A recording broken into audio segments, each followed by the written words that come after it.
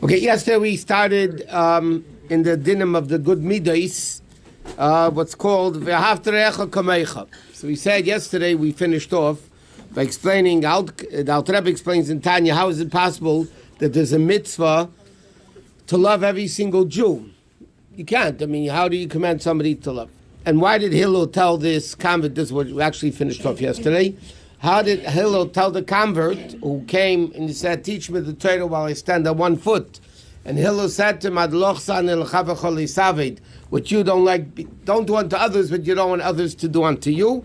And Hillel said, that's the whole Torah, and everything else is the explanation of the Torah. So the Alter Rebbe explains in Tanya, which is not the ultimate level of Avos Yisrael, the Chassidus explains. The Alter Rebbe says like this: a person composed of body and soul.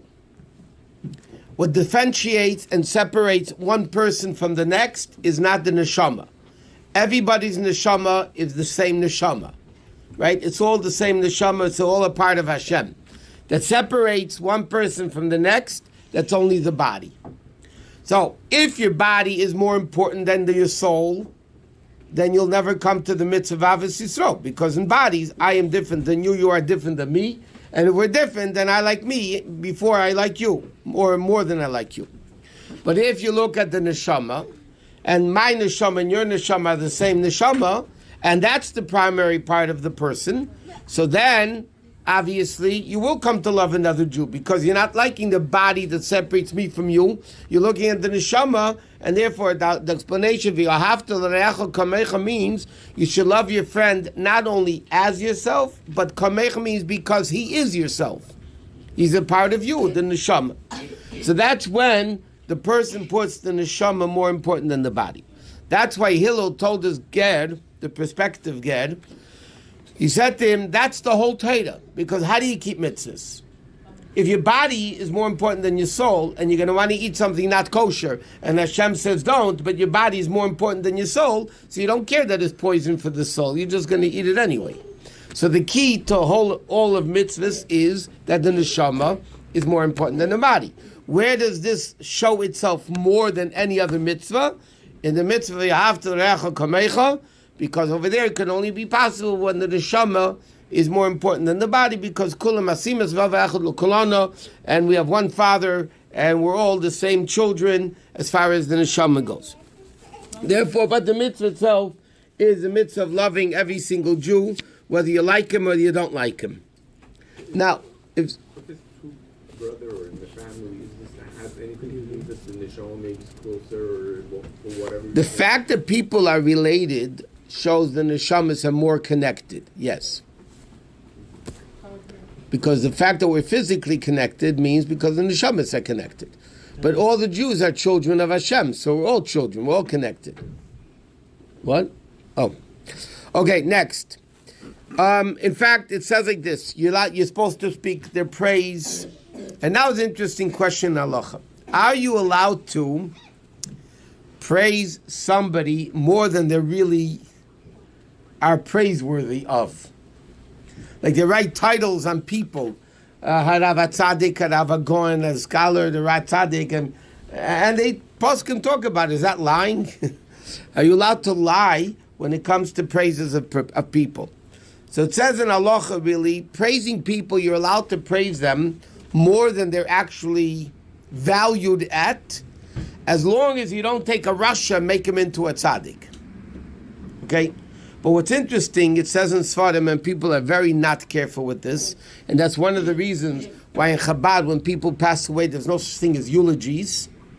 There's no such thing as eulogies in Chabad by funerals. It says you have to be extremely careful when somebody passes away, and at the funeral, they start praising the person more than the person really is. It's brought down, it's detrimental to the soul. Why? The person passes away, the soul comes up to heaven for judgment. And God looks at the soul and says, 1 minute, you fooled people by making them praise you A, B, C, D, E. So in other words, not only is it not true, you fooled people. This was brought down in Sfarim. What's that? You fooled people. So it's more detrimental to the punishment of the neshama. This was brought down in Sfarim. And therefore it says, by funerals, I don't write the books. I just tell you what it says in them. It's human nature to say to overdo it when somebody's. Yeah, but it says in halacha. That's why in Chabad we don't make any eulogies. And even in Sephardim, we have a longer ashkava that talks good about the person, that which is most of Rabbanim prohibited to say because of your reason. And they say only say the one line, just ask. I understand, because it's brought down in Sfarim that deal with passing on, all those types of books, that when you eulogize somebody, you should make sure, you could, you can't lie, but you could stretch the truth, you know what I mean? You could stretch the truth about a person, So but there's still, you can't, no. But you can't lie about the person, praises that the person is not worthy of being praised. That doesn't mean you get up there and say negative about the person. What if you say, how do you know if a person is a Rasha or a Tzaddik? Who is the Tzaddik nowadays, other than yourself? Me and you. And, We have the Tzaddik Corporation. Yeah, right. You could Google it at tzaddik.com. Okay. But therefore, and you're not allowed to make fun of somebody. It's forbidden to make fun of somebody, even if the guy doesn't care about it. So you're not allowed to call somebody a nickname, which is a derogatory nickname, even if the person is used to it already and they really don't care. It says in Allah, it's wrong to call somebody a nickname of a derogative name. What if somebody is actually a Rasha? Are you allowed to celebrate? No, because when they die, they do tshuva. They tell this famous joke. There were two brothers that were very not liked people, whatever. And the first brother dies, and they come to the rabbi. No, I'm sorry, the second brother died. First guy died. Second brother, nobody wanted to eulogize the first brother because nobody liked him. Second brother dies, so the family says, it's not right. We have to have somebody to eulogize the person. So they went over to the rabbi and said, I'll give you $10,000 if you say something good about him. Because nobody... The first brother... Yeah. So the rabbi gets up and he says, compared to the brother that died already, this guy's a saint. I knew you were going to say that. Okay, so... If I may ask you, but how do you differentiate between a Rasha? I don't understand. All Jews, Amech Kulam Tzaddikim. All Jews are Tzaddikim. There you go. That's it. Everybody's great. Okay. If you hate somebody in your heart, you're also transgressing a negative commandment in the Torah, because the Torah says, you're not allowed to hate somebody in your heart. Therefore, what does it say in halacha? And this is also a very fine line. Why do you hate somebody? Because they did something bad to you. That's basically why you hate somebody. You don't hate somebody for no reason. So you're supposed to go over to him and say to him, why did you do it to me? Explain to me, why did you do it? It bothers me. First of all, maybe the person will tell you why. Maybe you'll apologize. Maybe you didn't mean it. Whatever.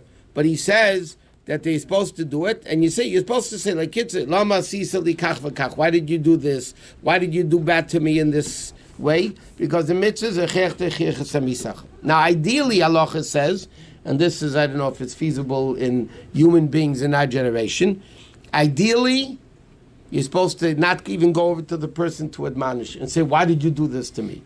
Ideally, you're supposed to forgive him in your heart and no grudges. Not like people say today, one second, I forgive you. 10 years later, you ever come out, 10 years later, they bring it up again.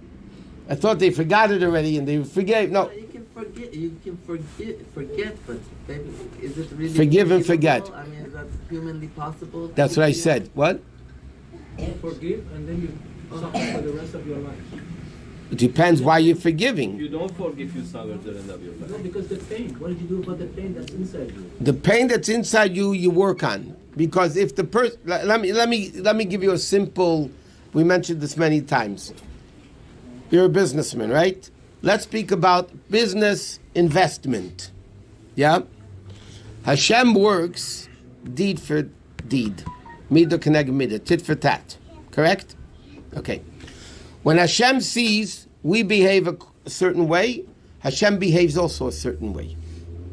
One of the reasons we learned in Shulchan Aruch before, that before davening you're supposed to give tzedakah.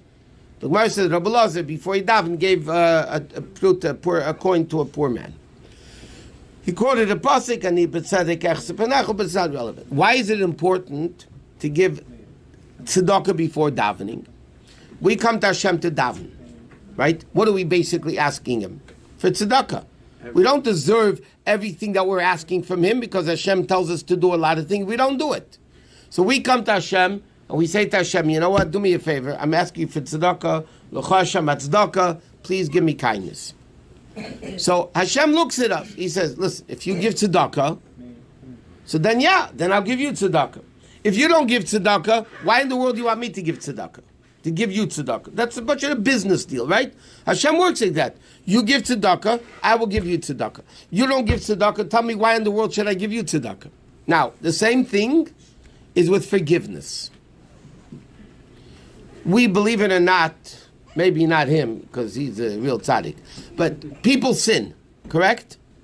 You come to Hashem every day, you say, Hashem, no bagadnu, Yom Kippur, there's all about forgiveness. Yes?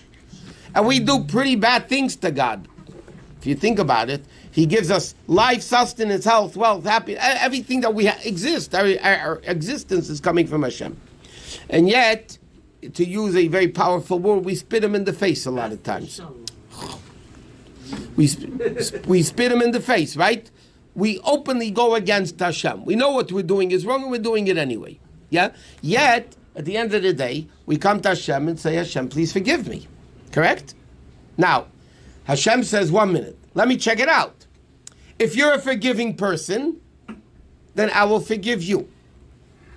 If you're not a forgiving person, give me a good reason why I should forgive you. Why should I forgive you, Hashem says to us, if you don't forgive others? So from a business investment point of view, if we forgive, Hashem forgives us. And by the way, that's more important that we get forgiven than the two people get forgiven. You understand? So that's what Torah teaches us. Torah says, somebody did something wrong to you, forgive him. Why? Because then God will forgive us when we do something wrong to God. And if we don't, why in the world should He? Just think about it. Why should He? And God works. Torah says Hashem works. Middot keneged middot, deed for deed, tit for tat. You forgive, I forgive. You give tzedakah, I give tzedakah. You don't give, why should I give? Excuse me. For the goy, we say he doesn't have a choice, like he's doing it. Hashem is actually doing it. Yeah, but in 7 mitzvahs, he has free choice. The goy. In his 7 mitzvahs, which is like 30, they have free choice. But when a Jew does something to us, that also comes from God? Or is of course it's coming from God, right? So for sure you should forgive him. But the Jew has a choice to do this to us. That's between him and God. We're not going through this again. That's between him. I smack you in the face. God wanted you to be smacked. Right? I don't get punished because you got smacked. You were supposed to get smacked because Hashem wanted you to get smacked. I'm punished because I smacked and Hashem said don't smack. But the fact that you got smacked because Hashem wanted you to get smacked. There's nothing to do with me. You and me have nothing to do with each other. Understand? It's a different department. That's between me and God. I smacked. The fact that you got smacked, that's not for me. That's Hashem. You know why? Because if Hashem didn't want me to smack you, I wouldn't have been able to smack you. My hand would have gotten paralyzed, God forbid. Or whatever. It wouldn't have worked. Or just whatever. Or you would have ducked. You have ducked out of the way, maybe. He's not that fast. Okay.